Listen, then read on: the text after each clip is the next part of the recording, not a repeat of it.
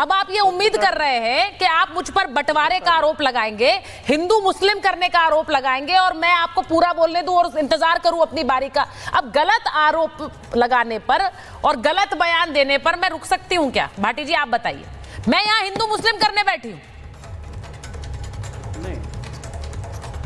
अगर हम सच बोलेंगे तो आप बोलने नहीं देंगे। ये सच है, मतलब यही हुआ सीधे सीधे। ये सच है। चैनलों का काम आजकल रह क्या गया है? नहीं तो भाटी जी मैं आपसे पूछूं कि कथावाचक चाहे 50 लाख ले या 1 करोड़ ले, वो अंडर द टेबल कैसे है?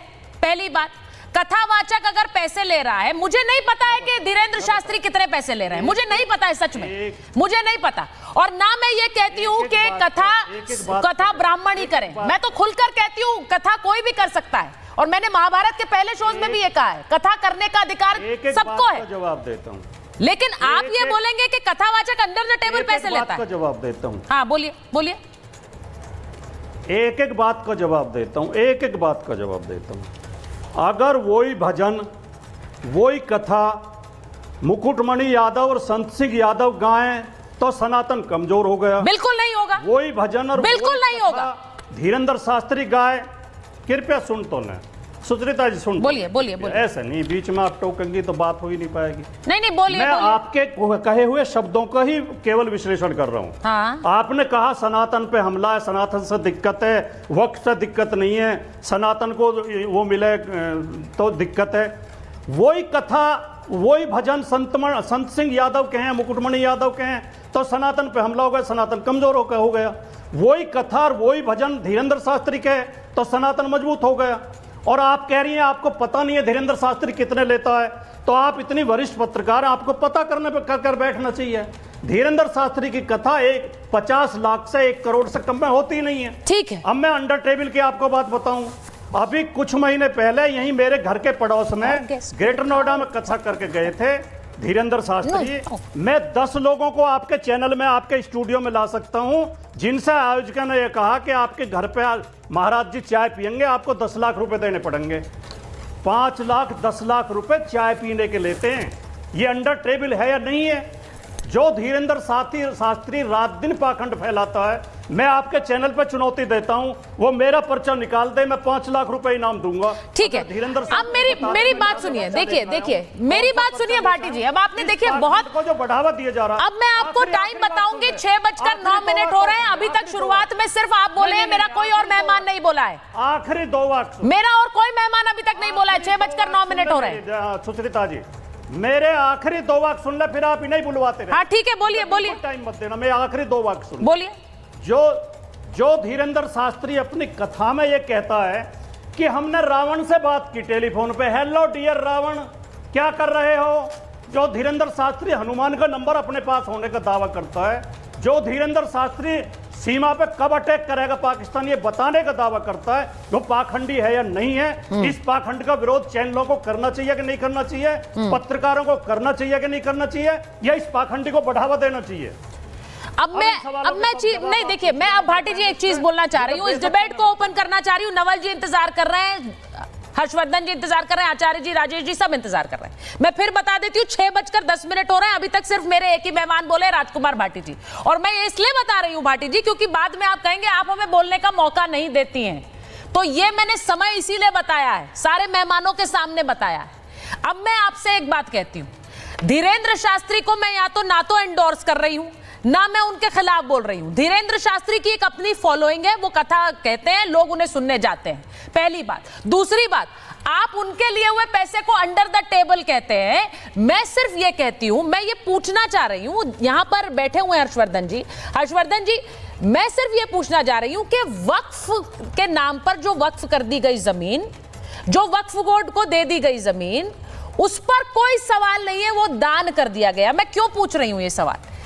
और अगर यहां किसी कथावाचक को दान किया जाए तो उस पर ढेर सारे सवाल हैं। ये मेरा एक क्वेश्चन है, मैं एक आम आदमी की तरह पूछना चाहती हूं। हर्षवर्धन जी इसका जवाब दीजिए, क्योंकि उस पर तो इतने बड़े बड़े बयान दिए जाते हैं कि हम इसे कूड़ेदान में फेंक देंगे। नवल जी बैठे हुए हैं, उनके नेता ने कहा उसे कूड़ेदान में फेंक देंगे। लेकिन अगर एक संत कथा बोलता है और वो अगर पैसे लेते हैं, मैं फिर कहूंगी, मैं क्यों किसी के जाकर पता करूं कि वो कितने पैसे ले रहे हैं? भाटी जी मैं तो अपने मेहमानों का पता नहीं करती हूं। मैं किसी का जाके क्यों पता करूं कौन कितने पैसे ले रहा है? लेकिन वहां पर एक बात बताइए मुझे हर्षवर्धन जी, एक मिनट, मैं राजेश जी आपके पास क्या संबंध है? मैं हर्षवर्धन जी से पूछ रही हूँ।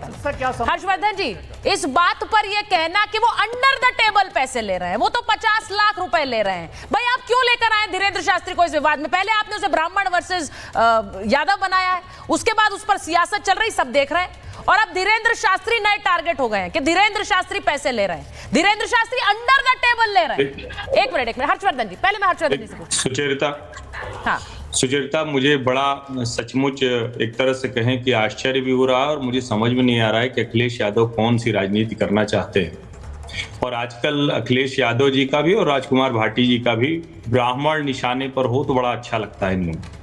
और पता नहीं इनको पता है कि नहीं, लेकिन उत्तर प्रदेश की राजनीति को मैं जब से देख रहा हूं और उसके पहले भी, कोई भी ब्राह्मण यादव जाति संघर्ष का कोई इतिहास है नहीं। मुलायम सिंह यादव इस बात को बहुत अच्छे से जानते थे, और कोई एक इतिहास उठाकर बताएं तो भाटी जी को याद हो तो बताएं। ठीक है, अलग अलग जातियों में संघर्ष होता है, जाति संघर्ष, जाति सच्चाई तो जाति संघर्ष सच्चाई।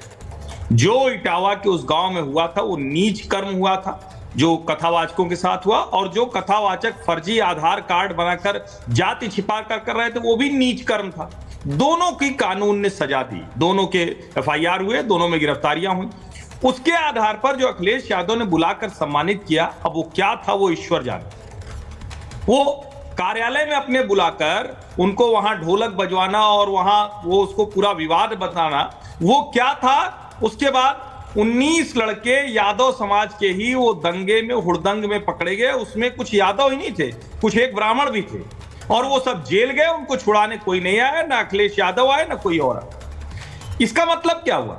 इसका मतलब हुआ कि अखिलेश जी का तो सब जो मामला है वो चल गया, और नुकसान किसका हुआ? वो नौजवान बच्चे। ये कहना जरूरी था। अब दूसरी बात, अभी ये भाटी जी ने कहा कि वो पाखंडी है, ये इस तरह से मैंने आज तक इनको कभी और किसी को बोलते सुना ही नहीं। किसी का पता चल जाए कि ब्राह्मण है ना, तो राजकुमार भाटी के मुंह से जहर निकलने लगता है, और बड़ा ये दुर्भाग्यपूर्ण है। मैं तो कहता हूं भाटी जी आप तो ज्यादा सक्षम हैं, मुझसे तो बहुत सक्षम है आप यहाँ, लेकिन पता नहीं कौन सा मन में जहर बहर गया, और पिछले 6-8 महीने में सोशल मीडिया ने राजकुमार भाटी को इतना बर्बाद किया है। मैं सच बताऊं, ये बड़े बौद्धिक व्यक्ति हैं। मेरी इनसे निजी बातचीत जब होती है या टीवी पर भी जब पहले डिबेट होती थी तो आनंद आता था, क्योंकि तर्क करते थे। अब इनके दिमाग में कुछ भर गया है जो शायद इस वक्त की कंपल्शन हो गई सभी प्रवक्ताओं की, तो ये संकट है। लेकिन अब 2 लाइन से बोल देता हूं, क्या समाजवादी पार्टी में हर व्यक्ति भाटी जी की तरह ऐसे राष्ट्रीय प्रवक्ता बनकर टीवी पर चमक सकता है? नहीं चमक सकता। बहुत से समाजवादी पार्टी के प्रवक्ता होंगे जो सारे जीवन वो जिले का जो संवाददाता होता है उसके सामने नहीं बोल पाते। क्या समाजवादी पार्टी का कोई व्यक्ति जैसे व्हाइट हाउस में, सुचेता मैं पूरा कर लूं, 5 लाइन बोलूंगा, 5 लाइन। सुचेता, क्या अखिलेश यादव की तरह व्हाइट हाउस समाजवादी पार्टी के और लोगों का होता है? तो क्या हर कोई कह दे कि Akhilesh Yadav under the table ले रहे हैं, पता नहीं कितना पैसा ले जा रहे हैं? क्या कथावाचक जो है एक छोटा कथावाचक होगा, कम पैसे लेता होगा, एक कोई पुजारी होगा जो कम पैसे में कथा करा देता होगा? पुजारी सही में बड़े कम पैसे में कथा करा देते हैं। भाटी जी भी हमको लगता है पता नहीं सुनते हैं कि नहीं सुनते। हम लोग के यहाँ तो जो पुजारी आते हैं, हमारे जात के आगे उपनाम भले लगा हुआ है, लेकिन हम लोग कथा नहीं कराते हैं। कथा कराने वाले नहीं मिल रहे, मंदिरों में पुजारी नहीं मिल रहे। इसी घृणा, इसी नफरत, इसी जहर की वजह से जिस भी ब्राह्मण की थोड़ी सी स्थिति ठीक हो रही है वो अपने बच्चों को दूसरे काम में लगा रहा है। लेकिन कमाल की बात ये कि जब बाबा बागेश्वर जैसे इतने प्रतिष्ठित संत, मैं फिर कह रहा हूं, अगर कोई पाखंड है तो आप उसको चुनौती दीजिए, आप उसको लड़िए जाके, लेकिन जो भरोसा कर रहे हैं अगर वो आकर कहे तो कहिए। अंडर द टेबल मतलब क्या हो सकता है? रिश्वत ले रहे हो किसी के, आप कह रहे हैं कि चाय पीने के लिए पैसा लेते हैं, किसी से जबरदस्ती कनपट्टी पे कट्टा सटाकर पैसा लिया, वो लोग बाबा बागेश्वर के साथ चाय पीने के लिए पैसा अगर दे रहे हैं तो ये उनका दोष है ना। भाटी जी, आपके साथ भी चाय पीने के लिए बहुत लोग चंदा देते होंगे, आपके साथ बैठने के लिए, आप छोटे व्यक्ति थोड़ी ना।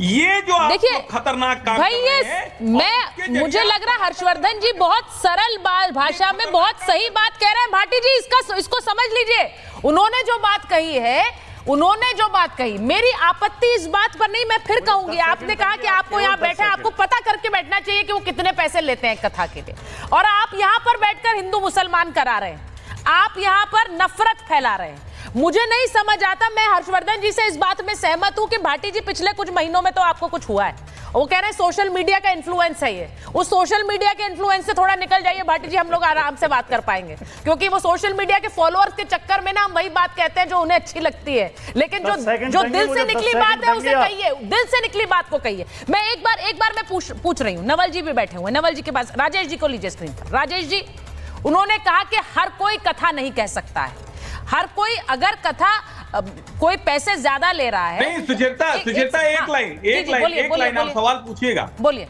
एक तो ये कहना बंद कीजिए भाई, भारत में हर कोई कथा कहता है, ये झूठ फैलाने का काम क्यों हो रहा है? मैं सहमत हूं। कहता है, कह नहीं सकता, मैं पूरी तरह सहमत हूं। कोई मुरारी बापू की, यहाँ तक कि स्वामी रामदेव जी की कोई जाति पूछ के करता है, देखिए लगा के लोग उनके चरणों में झुके रहते हैं। और ये मुझे लगता है हमारी भी जिम्मेदारी है सर, मैं तो ये खुलकर कहती हूँ कि जिम्मेदारी हमारी है, हमें ये कहना चाहिए, लोगों तक पहुंचाना चाहिए। बिल्कुल, और इसीलिए मैं राजेश जी आपसे कह रही हूं, उनका ये कहना है, अगर उन्होंने ये तर्क दिया कि अगर कथावाचक बहुत सारे पैसे ले रहे हैं तो इसीलिए उन्होंने यादव कथावाचकों को बुलाया, क्योंकि वो पैसे अगर नहीं दे पा रहे थे तो कोई सस्ते में कथा कह दे। मुझे नहीं लगता आपको इस पर आपत्ति होगी या फिर आपत्ति है?